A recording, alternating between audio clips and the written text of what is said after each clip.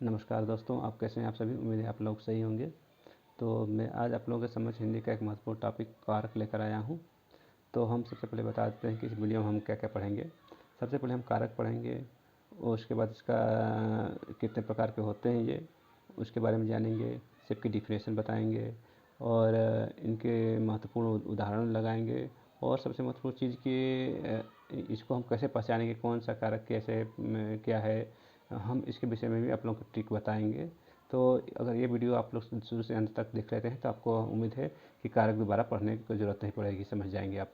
तो चलिए ज़्यादा देर न करते हैं, वीडियो शुरू करते हैं। तो संज्ञा अथवा सर्वनाम के जिस रूप से उसका संबंध वाक्य किसी दूसरे शब्द के साथ, विशेषतः क्रिया के साथ ज्ञात होता है, उसको हम कारक कहते हैं। कारक सूचित करने के लिए संज्ञा अथवा सर्वनाम के साथ जो प्रत्यय लगाया जाता है उसे विभक्ति करते हैं। कारक के भेद। कारक के 8 भेद होते हैं और इन 8 जो भेद होते हैं इनके बारे में हम धीरे धीरे पढ़ेंगे। यहाँ पर कारक के 8 कारक दिए गए हैं और इनकी विभक्ति साथ में लिखी गई है। जैसे कर्ता कारक इसका विभक्ति ने होता है, कर्म कारक इसकी विभक्ति को होता है, करण कारक इसके विभक्ति से द्वारा होता है, संप्रदान कारक को के लिए होता है, अपदान कारक इसकी विभक्ति से होता है यहाँ, लेकिन यहाँ अलग होना होता है। संबंध कारक इसका विभक्ति का, की, के, रा, री, रे, ना, नी, ने होता है। अधिकरण कारक इसकी विभक्ति में, पर, भीतर होता है। संबोधन कारक इसके विभक्ति हे, हो, अजी, अरे होता है। तो चलिए शुरू करते हैं एक एक को लेकर। तो सबसे पहले हम कर्ता कारक को लेते हैं। तो कर्ता कारक में क्या होता है कि वाक्य में क्रिया के करने वाले को कर्ता कहते हैं, यानी क्रिया जिसके द्वारा होती है उसको हम कर्ता कहते हैं। इसमें विभक्ति ने रहती है और कभी लगा रहता है, कभी नहीं लगा रहता है। जैसे राम ने भोजन किया, सीता गाना गा रही है, ठीक। तो यहाँ पर भोजन किसने किया? राम ने किया है, तो राम हो गया, कर्ता हो गया, ठीक है।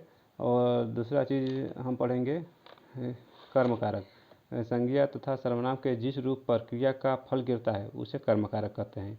इसमें विभक्ति को शब्द के साथ कभी रहता है, कभी नहीं रहता, यानी संज्ञा और सर्वनाम के जिस रूप पर क्रिया का फल गिरेगा उसे हम कर्म कारक कहते हैं। जैसे राम पुस्तक पढ़ रहा है, सीता ने रीना को पीटा, तो ये क्या हो गया? हमारा कर्म कारक हो गया। अब हम आपको ये बताते हैं क्रिया, कर्म और कर्ता क्या होता है, कैसे हम पहचानेंगे, उसका मैं एक ट्रिक बनाया हूँ।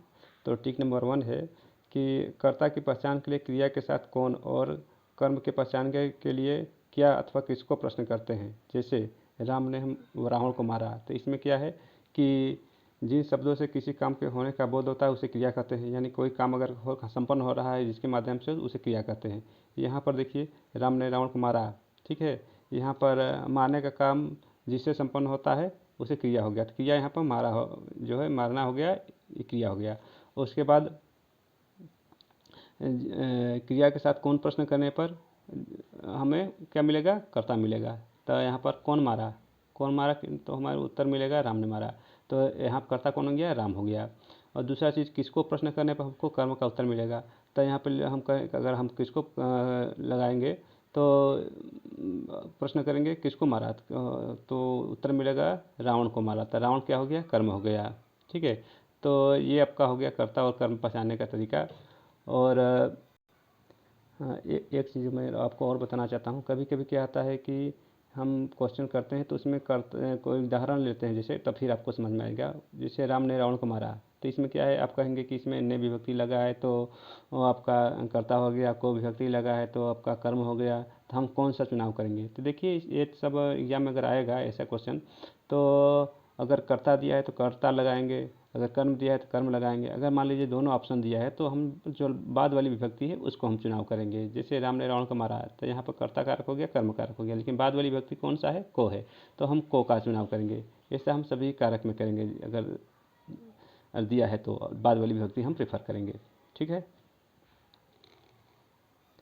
प्रायः बुलाना, सुलाना, जगाना, भगाना जहाँ आते हैं वहाँ कर्म कारक होता है। जैसे मैंने राम को बुलाया, तो बुलाया यहाँ पर को लग गया है और बुलाया के लिए हुआ है, तो यहाँ पर कर्म कारक हो गया। सामने राम को पुकारा, तो यहाँ पर क्या हो गया? कर्म कारक हो गया। अब देखिए करण कारक। जिस साधन से अथवा जिसके द्वारा क्रिया पूरी की जाती है उसी संज्ञा को करण कारक कहते हैं, जिसकी विभक्ति से अथवा द्वारा होता है। कई स्थानों पर विभक्ति से अथवा द्वारा छुपे रहते हैं। जैसे उदाहरण हम लेते हैं, रोहन ने सीमा को डंडे से मारा। ठीक है, इसमें एक नोट्स आप लोग ध्यान दीजिएगा। करण कारक में कोई माध्यम या साधन रहता है कार्य संपन्न करने के लिए। जैसे श्वेता लेखनी से लिखती है, तो यहाँ पर देखिए श्वेता जो है लिखने का कार्य करती है, किससे लिखती है? लेखनी से लिखती है, यानी कोई माध्यम है कार्य को संपन्न करने के लिए, लेखनी एक माध्यम बन रहा है। तो इस तरह के जो कारक होते हैं वो करण कारक होते हैं।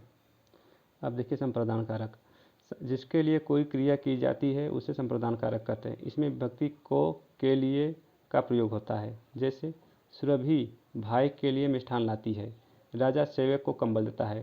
तो इसमें के लिए रहेगा, को भी रहेगा। अभी आप कहेंगे कि को भी आपका कर्म कारक में भी है, इसमें भी है, लेकिन यहाँ पर को का मतलब और वहाँ पर को का जो मतलब रहेगा वो दोनों अलग रहता है। देखिए जैसे मैं नोट्स में इसको बताया हूँ, कर्म कारक और संप्रदान कारक दोनों विभक्ति को का प्रयोग होता है। कर्म कारक में क्रिया के व्यापार का फल कर्म पर पड़ता है और संप्रदान कारक में देने के भाव या उपकार के भाव में को का प्रयोग होता है। उदाहरण, मोहन ने सांप को मारा, राजू ने रोगी को दवाई दी। तो यहाँ पर देखिए को का प्रयोग जो होता है दोनों में अलग अलग है। यानी क्रिया के व्यापार का फल अगर कर्म पर पड़ रहा है तो उसके लिए को का प्रयोग हो रहा है तो कर्म कारक होगा। अगर हम किसी के उपकार दान के लिए हम को का प्रयोग कर रहे हैं, किसी को कुछ देने के लिए को का प्रयोग कर रहे हैं, तो वहाँ पर क्या होगा? संप्रदान कारक होगा। ठीक है, एक चीज़ और आपके इलाज के लिए, जहाँ पर अगर दान की बात हो वहाँ पर संप्रदान कारक होगा। यहाँ खाने का दान, जैसे उदाहरण में बता रहा हूँ, गरीबों को खाना दो, यहाँ खाने का दान गरीबों के लिए हो रहा है, इसलिए हम यहाँ पर क्या होगा? कम संप्रदान कारक होगा। ठीक है, और चलिए दूसरे कारक शुरू करते हैं। अपादान कारक, जिस संज्ञा अथवा सर्वनाम से किसी वस्तु का अलग होना ज्ञात होता है उसे अपादान कारक कहते हैं। अपादान कारक की विभक्ति से है। उदाहरण, रमा विद्यालय से घर जाती है, वृक्ष से पत्ता गिरता है। यहाँ पर देखिए अगर किसी चीज़ से कोई वस्तु अलग हो रही है, यह संज्ञा सर्वनाम से कोई चीज़ अलग हो रहा है कोई वस्तु, तो उसे हम अपादान कारक करते हैं। जैसे रमा विद्यालय से घर जाती है, रमा पहले विद्यालय में पढ़ती थी, अब वो उससे घर जा रही है, यानी विद्यालय को छोड़ दी है तो अलग हो गई है, तो यहाँ पर क्या हो गया? अपादान कारक। वृक्ष से पत्ता गिरता है, वृक्ष में पहले पत्ता था, ठीक है, उसके बाद वो गिर गया, तो यानी वो वृक्ष से अलग हो गया, तो यहाँ पर क्या हो गया? अपादान कारक। ठीक है, अब यहाँ पर नोट्स में कुछ लिखा हूँ, आप लोग देख लीजिएगा उसको। देखिए, करण और अपादान दोनों कारकों में से चिन्ह का प्रयोग होता है, परंतु करण कारक में जहाँ से का प्रयोग साधन के लिए होता है, वहीं अपादान कारक में से का प्रयोग अलग होने के लिए किया जाता है। ठीक है, और तो आप लोग समझ गए होंगे। और संज्ञा सर्वनाम के जिस रूप से अलग होना, उत्पन्न होना, डरना, दूरी, लजाना, तुलना करने का पता चलता है, वहाँ पर अपादान कारक होता है। अगर किसी चीज़ हम डर रहे हैं, घृणा कर रहे हैं, तो उससे हम क्या करेंगे? दूर भागेंगे तो अलग होंगे, तो इस तरह से हमारा क्या हो गया? यहाँ पर अपादान कारक हो गया। ठीक है, अगर हम किसी से तुलना भी कर रहे हैं या दूर जा रहे हैं तो वहाँ पर क्या होगा? अपादान कारक होगा। अब देखिए अगला है संबंध कारक। संज्ञा अथवा सर्वनाम के जिस रूप से उसके दूसरे शब्दों के साथ संबंध प्रकट होता है उसे संबंध कारक कहते हैं। संबंध कारक किसी क्रिया के साथ संबंध न बतलाकर संज्ञा अथवा सर्वनाम शब्दों से ही संबंध प्रकट करता है। जैसे मेरी घड़ी खो गई, मैंने अपनी पुस्तक लिखी।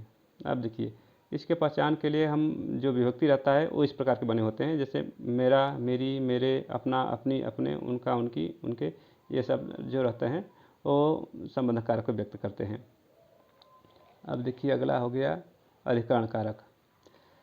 संज्ञा के जिस रूप से क्रिया के आधार का बोध हो उसे अधिकरण कारक कहते हैं। जैसे मेज पर पुस्तक रखी है, मैं 3 मिनट में आ रहा हूँ, यानी मतलब क्या है? आधार का बोध हो रहा है इस पर। यहाँ पर है, मैं है, तो ये सब क्या है? उसकी विभक्ति हो गई। तो इस तरह से हम अधिकरण कारक को पहचानेंगे। ठीक है, और यहाँ पर कुछ नोट्स लिखा हूँ, आप लोग सब ध्यान दीजिएगा। अधिकरण कारक में विभक्ति चिन्ह में भीतर, अंदर, ऊपर, बीच, में, पर इत्यादि शब्दों का प्रयोग होता है। जैसे खाना बीच में छोड़ दो, तो यहाँ बीच शब्द आ गया। मेरे दोस्त कमरे के अंदर है, तो यहाँ अंदर शब्द आ गया। इस तरह से हम पहचानेंगे।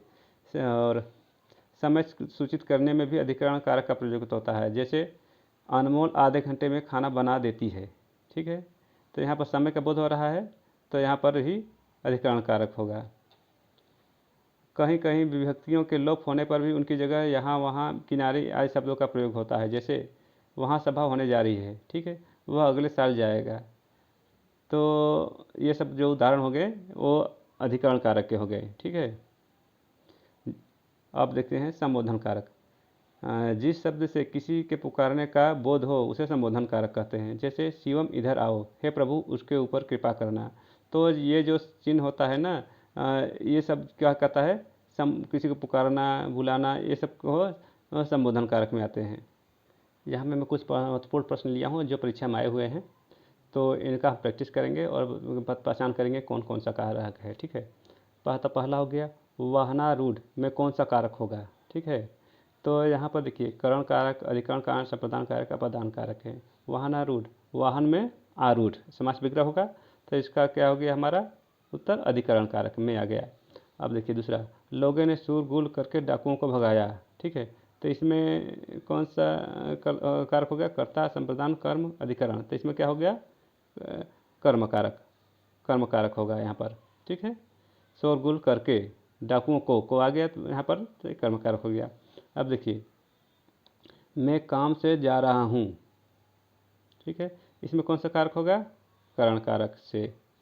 भूखे को अन्न दो और प्यासे को जल, यानी यहाँ पर क्या हो गया, दान देने की बात हो रही, किसी को कुछ देने की बात हो रही, तो वहाँ पर क्या होगा संप्रदान कारक होगा, ठीक है। मोहन फल खरीदने बाजार गया है, ठीक है। तो यहाँ पर क्या हो गया संप्रदान कारक। यहाँ पर देखिए मोहन फल को खरीदने के लिए, यहाँ पर को शब्द छुपा है, यहाँ के लिए शब्द छुपा हुआ है।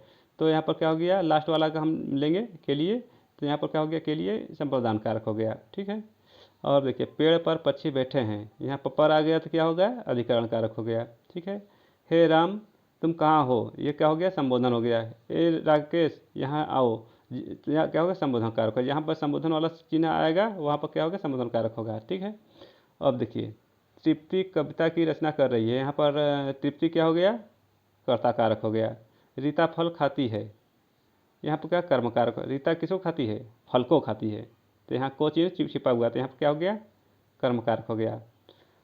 सवार घोड़े से गिरा, यानी घोड़े पर पहले बैठा था उसके बाद वो गिर गया, अलग हो गया, तो अलग होना किस में हो गया है अपादान कारक में हो गया, ठीक है।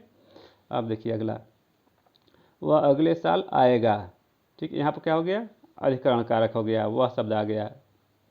तो यहाँ वहाँ जो होता है वो आपका अधिकरण कारक का सूचक होता है। अब देखिए राम की गाय चरती है, ठीक है, ये क्या हो गया संबंध कारक हो गया, राम का संबंध गाय से बता रहा है, ठीक है।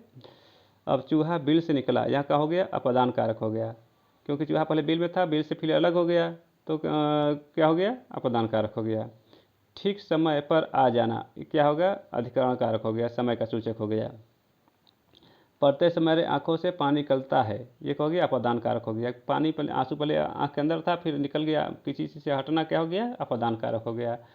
तो ये था आपका कारक के महत्वपूर्ण चैप्टर। आपको इसमें हम कारक के सभी चीज़ों को जाने हैं, कौन कौन से कारक होते हैं, उसके महत्वपूर्ण प्रश्न जो है आए हुए हैं, ये सभी आपको बताया है।